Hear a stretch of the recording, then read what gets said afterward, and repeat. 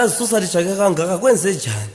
Hayi Mzilobovu, lo nyaka sizotshintsha lesi style sokujayiva. Hayi bafana, mina ngizithanda ziqala kanje. Zwana.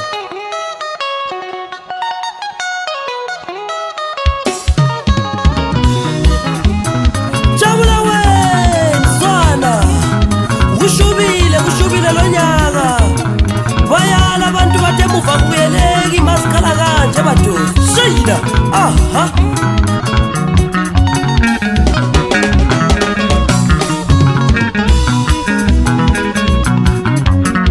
Awungithi jabula wena, jabula dali ngoba wazile umnyaka uphathele nina. Awungithi jabula wena, jabula Bekisto ngoba wazile umnyaka uphathele nina. Jabula wena Zwana. Aha.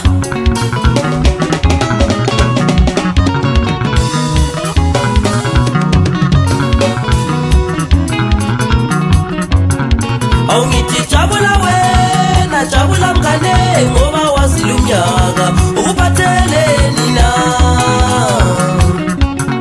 Awungithi jabula wena, jabula Benteni ngoba wazile umnyaka uphathele nina.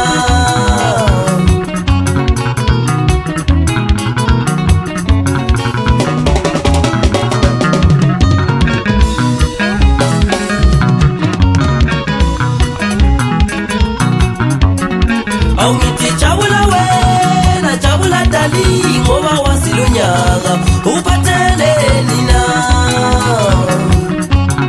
Awungithi jabula wena, jabula mngane ngoba wazile umnyaka uphathele nina. Yithi lijabule lonke. Shayina. Ngoba ingoma ze-Shayina Stars masikhala kanje kuvele kushaya umoya khona kuthi Shayina. Aha.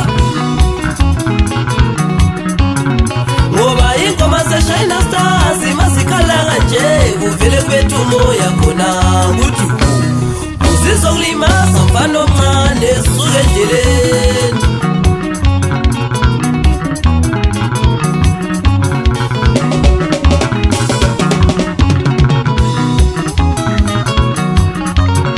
Ngoba ingoma ze-Shayina Stars masikhala kanje kuvele kushaya umoya khona kuthi uzizokulimaza mfana omncane suke endleleni. Jabula wena Zwana. Kumhla ka-25 sikhonale kwaKhimba esitolo madoda. Sebeyathe uvusa bantu bakithi akalisondele emuva phela ukwazethu kube mnandi kuleli guma madoda. Zwana ukuthi wathini Zwana. Sebeyathe uvusa abantu bakithi ngicelani stage bona bayale emuva kuyeleki bantu.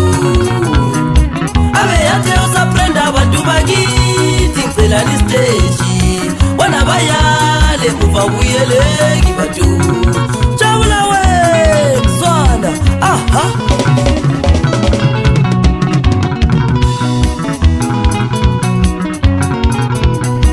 Abeyathe uvusa abantu bakithi ngicelani stage bona bayale emuva kuyeleki bantu.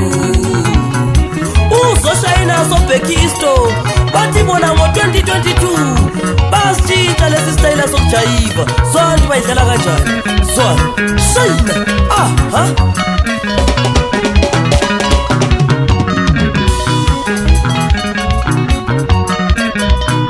Dlala isikoko mfana, dlala isikoko, dlala isikoko mfana, dlala isikoko. Shayina isikoko mfana, dlala isikoko. Yela isikoko mfana, dlala isikoko. Dlala isikoko mfana, dlala isikoko. Dlala isikoko mfana, dlala isikoko. Shayina isikoko mfana, dlala isikoko. Ayiphakame lento bajida i-Shayina Stars le. Aha.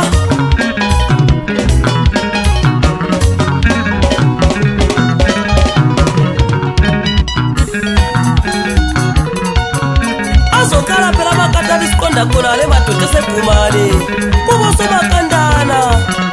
Sisehla siyakhona le kubo mandlethu madoda. Sikhala kanje shayina aha jabula we swan shayina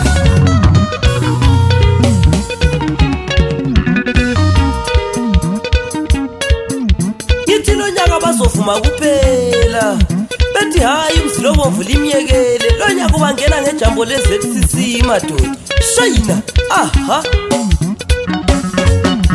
uqoqode kanjalo ingungu zakho sipikili yela meli boy uyibambe kanjalo ibhesi yakho madoda shayina aha zwana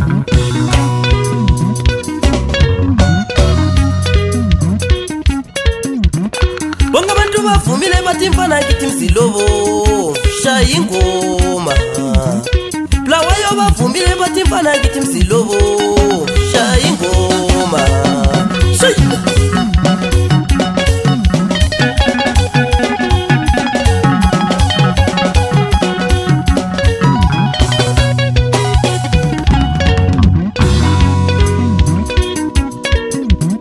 kwelekesi bavumile bathi mfana ngithi mzilobomvu shaya ingoma emapisa bavumile bathi mfana ngithi mzilobomvu shaya ingoma yela Nox uyibambe kanjalo irhythm yakho madoda bajabule phela zonke indawo madoda shayina swana ngisho lawo khaspo madoda bafana babuya phansi kolalela upane kokhulula kogesi ungatheni madoda bathi hayi mzilobomvu lo nyaka usiphathela ingoma madoda shayina aha ngisho lobonano waphansi khona lefolosi madoda uthi hayi mzilobomvu lo nyaka sigida ingoma madoda kuyikhisimusi kunje inkulu lento senzile yona madoda shayina aha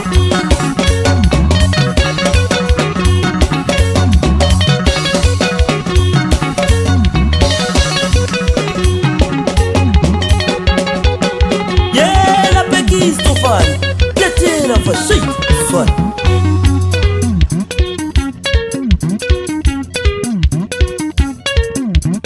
Chocho bavumile bathi mfana ngithi mzilobomvu shaya ingoma Blawayo bavumile bathi mfana ngithi mzilobomvu shaya ingoma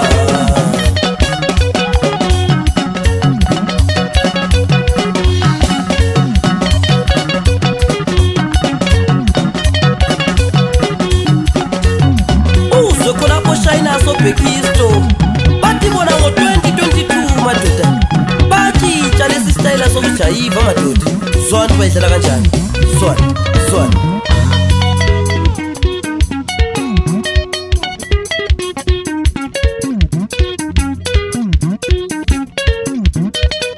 ngisho layo untandosi madoda uthi hayi mzilobomvu siyasitshintsha lesi sitayela lo nyaka madoda shayina aha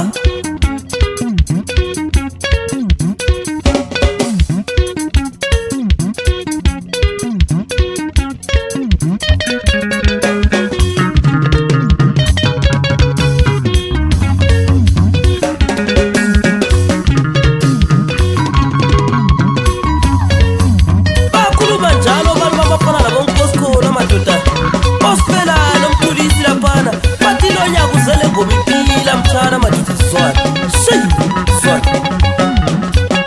dlala isikokotha mfana dlala isikokotha dlala isikokotha mfana dlala isikokotha dlala isikokotha mfana dlala isikokotha shayina isikokotha mfana dlala isikokotha yela isikokotha mfana dlala isikokotha shayina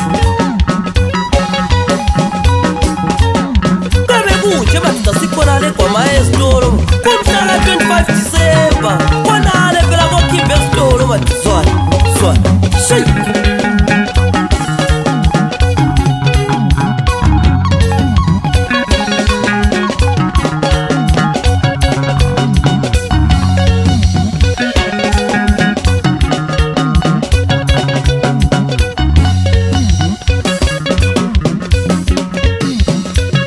dlala isikokotha mfana dlala isikokotha dlala isikokotha mfana dlala isikokotha shayina isikokotha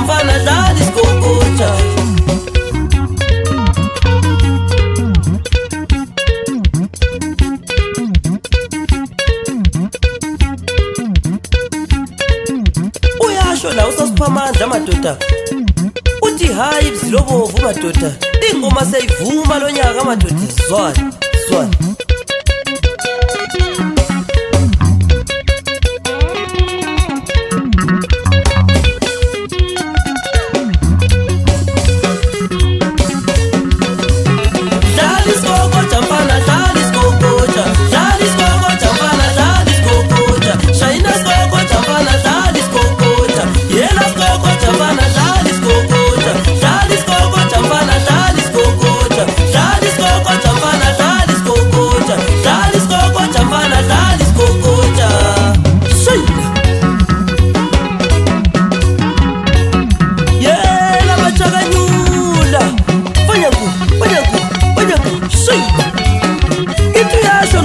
Bebe laphana ezinkulu zemlambosi zithi hayi Mzilobovu shaya ingoma madoda shayina aha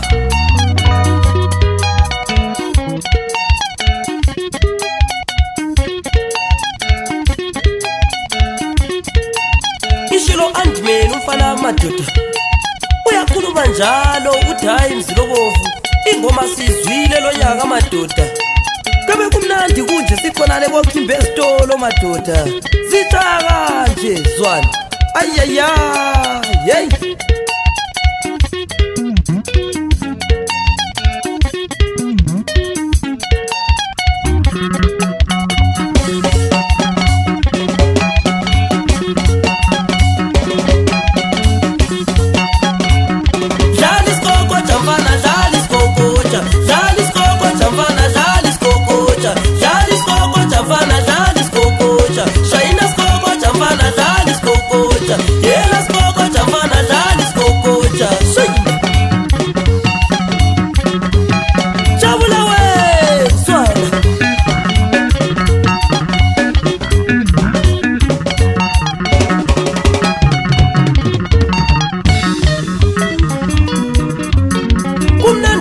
madoda ebaxwayisa njalo uvusa laphana lo Sabrenda ukuthi bantu bakithi akalizama ukubamba iorder phela ukwenzethu kube mnandi kuleli khaya madoda ayaya zona shayina sikhala kunje madoda sibona sijobi khona le kuyikhisimusi kunje madoda sisiyakhonale madoda endane ezifana la kubondini impilo zona